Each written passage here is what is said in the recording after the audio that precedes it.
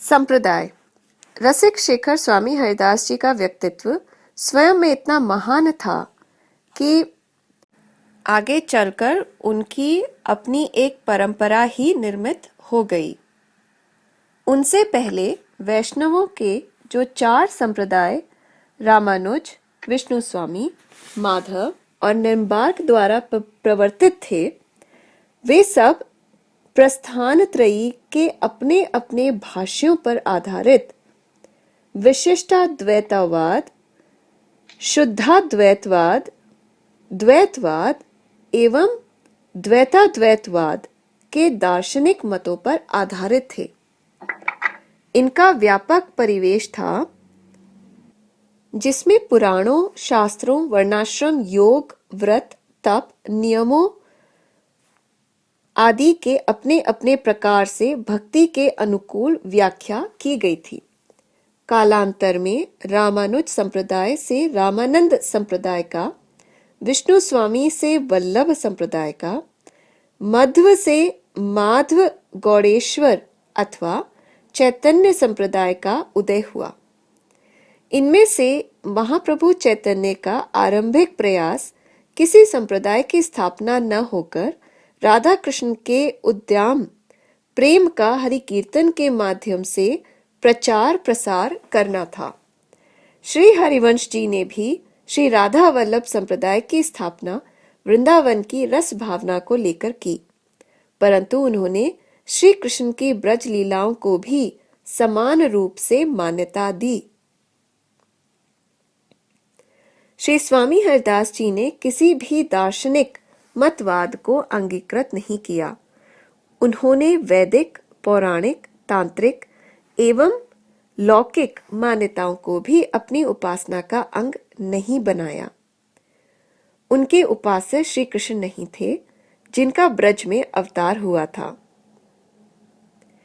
वे तो अवतारी श्यामा श्याम के निर्वधि नित्य विहार के अनन्य गायक थे।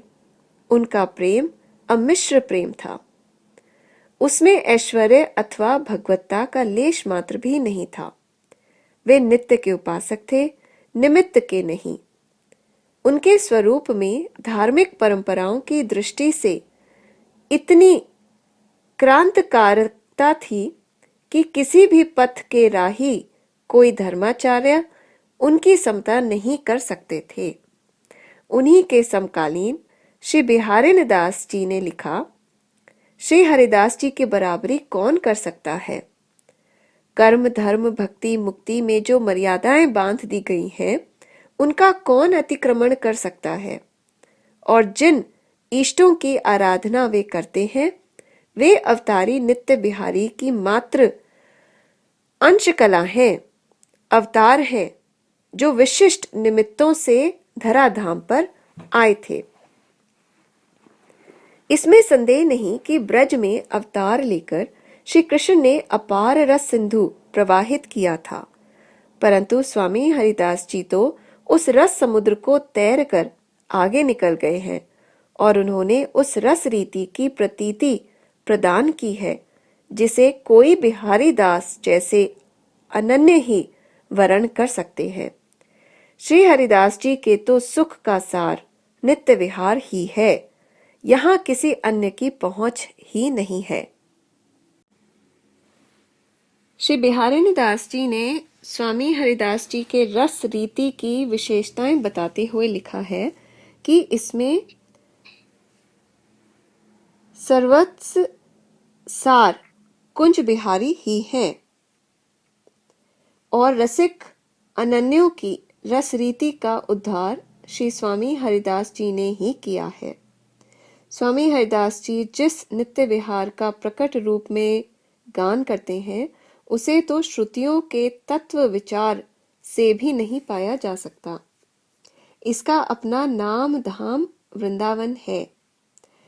निर्णय पूर्वक यह नित्य तत्व नित्य विहार ही है। श्री बिहारी दास जी कहते हैं कि कृष्ण चरित्र को ही ले लें। ब्रज लीला, मथुरा लीला एवं द्वारका लीला के आधार पर 3 प्रकार का है। उनकी भक्ति का बहुत विस्तार है, परंतु जहाँ जो रस उपासनीय है वहाँ वही आयु मान्य है। जैसे वात्सल्य रस के आधार बालकृष्ण है, श्रृंगार रस के आधार किशोर कृष्ण है। वे कहते हैं भगवान तो बड़े उदार हैं, सबको जैसा वे चाहते हैं सुख प्रदान करते हैं। परंतु स्वामी हरिदास जी की इस रसरीति से ब्रज के गौ ग्वाल गोप गोपीजन आदि का व्यवहार बिल्कुल पृथक है। स्वामी हरिदास जी का उपास्य रस तो सबसे दूर है, दुर्लभ है, सुकुमार है, वह सबको सुलभ नहीं हो सकता। भारतीय चिंतन में तत्व को नित्य माना गया है। उसके प्रवर्तक उस तत्व का दर्शन करते हैं और लोक हित में उसे प्रचारित करते हैं। स्वामी हरिदास जी ने जिस नित्य विहार तत्व का दर्शन किया उसके उद्धारक वे ही हैं। उसके पश्चात जो परंपरा बनी उसके आरंभकर्ता भी वही हैं। श्री स्वामी बिहारिन दास जी उनके प्रशिष्य होते हुए भी समकालीन थे। उन्होंने इस रसरीति की उपासना से किसी पूर्व के संप्रदाय का या आचार्य को नहीं जोड़ा। उन्होंने वंदना की केवल स्वामी हरिदास जी की। वे ही उनके गुरुओं के गुरु अर्थात आदि गुरु या परम आचार्य थे। श्री स्वामी हरिदास जी के समय से दो परंपराएं चली, एक विरक्त परंपरा एवं दूसरी गृहस्थ परंपरा। गृहस्थ परंपरा अपने को श्री स्वामी हरिदास जी का भातृवंशज मानती है। स्वामी हरिदास जी के प्राण आराध्य श्री बांके बिहारी जी एवं श्री निधिवन की सेवा पूजा उन्हीं के अधिकार में है। विरक्त परंपरा का मुख्य स्थान तटिया स्थान है। अन्य स्थान है रसिक बिहारी जी का मंदिर एवं गोरेलाल जी की कुंज। विरक्त परंपरा के स्वामी हरिदास जी के शिष्य श्री विठल विपुल जी हुए। उनके शिष्य श्री बिहारिन दास जी, उनके पश्चात यह क्रम इस प्रकार रहा। स्वामी श्री सरसदास जी, नरहरि दास जी, रसिक दास जी, ललित किशोरी दास जी, ललित मोहिनी दास जी। ललित मोहिनी दास जी के शिष्य श्री भगवत रसिक जी थे। उनके समय से पूर्व ही एक भिन्न स्थिति राजनीति के कारणों से यह उत्पन्न हुई कि जयपुर के राजा सवाई जयसिंह औरंगजेब की ओर से मथुरा आगरा के प्रशासक थे। उनकी वैदिक ग्रंथों में निष्ठा थी। उनकी दृष्टि में जो संप्रदाय वैदिक आधार को न मानते हों उनके विरुद्ध कड़ी कार्रवाई करना उचित था। परंतु भगवत रसिक जी ने सब ओर से दबाव होने पर भी अपने संप्रदाय के सिद्धांतों को अक्षुण्ण रखा। उन्होंने अपनी वाणी में स्वामी हरिदास जी की रसरीति का ही समर्थन किया। यही नहीं, उन्होंने संप्रदाय के आचार्य, नाम, मंत्र आदि की पहचान भी स्पष्ट की। उनका यह छंद बड़ा ही प्रसिद्ध है। आचारज ललिता सखी, रसिक हमारी छाप, नित्य किशोर उपासना, जुगल मंत्र को जाप, जुगल मंत्र को जाप, वेद रसिकन की वाणी, श्री वृंदावन धाम, इष्ट श्यामा महारानी, प्रेम देवता मिले बिना सिद्धि होए न कारज, भगवत सब सुख दानी प्रकट भय, रसिका चारज। श्री भगवत रसिक जी का यह प्रयास किसी राजकोप से बचने के लिए नहीं था, अपितु स्वामी हरिदास जी के संप्रदाय को अन्य संप्रदायों से भिन्न माना जाए,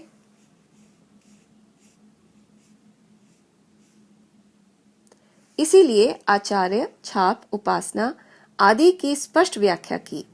यही नहीं, उन्होंने अपने संप्रदाय की अन्य संप्रदायों से पृथकता सिद्ध करने के लिए उसका तात्विक विश्लेषण भी किया। अपनी दृष्टि से भी संप्रदाय नवदा भक्ति पर आधारित गंगा के पवित्र जल के समान है। परंतु ललिता सखी अर्थात स्वामी हरिदास जी द्वारा प्रवर्तित उपासना तो सिहनी के दूध के समान है।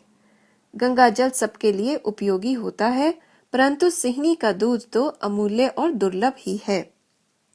उसे हर कोई अपने पात्र में रख भी नहीं सकता। सिहनी का दूध या तो कुंदन के बर्तन में रखा जा सकता है या सिंह के बच्चे के पेट में। अन्य किसी भी मृतिका या धातु का घट तो उस दूध को रखने मात्र से फट जाएगा।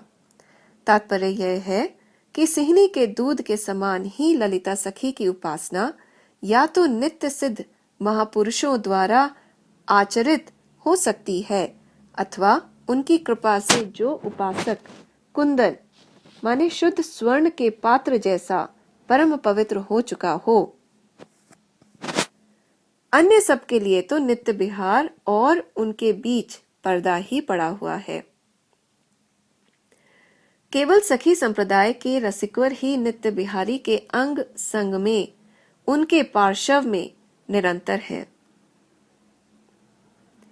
अपने संप्रदाय के इष्ट वे नित्य विहारी को ही मानते हैं। जो अन्य समस्त अवतारों के अवतारी हैं, भर्ता हैं, प्रभु हैं, वे ही सर्वोपरि हैं। भक्तों के भाव के अनुसार वे अनेक अवतार धारण कर उनकी भावनाओं की पूर्ति करते हैं। जिस प्रकार गंगा के अनेक घाट होते हैं, जो जहां निवास करता है अपने घाट पर स्नान कर संतुष्ट हो जाता है कि उसने गंगा में स्नान कर लिया, उसी प्रकार नित्य विहारी अनेक अवतार धारण कर विभिन्न संप्रदायों के माध्यम से भक्तों का पोषण करते हैं। जहां तक रसिक अनन्यों की बात है, वे तो उन सबके हितकारी, सबके सुहृद, परम पूर्ण अवतारी एक नित्य विहारी को ही अपना इष्ट मानकर उनकी आराधना करते हैं। इस प्रकार विभिन्न माध्यमों से भगवत रसिक जी ने अपने संप्रदाय की सर्वोपरिता की प्रतिष्ठा कर उसे सखी संप्रदाय नाम भी दिया है।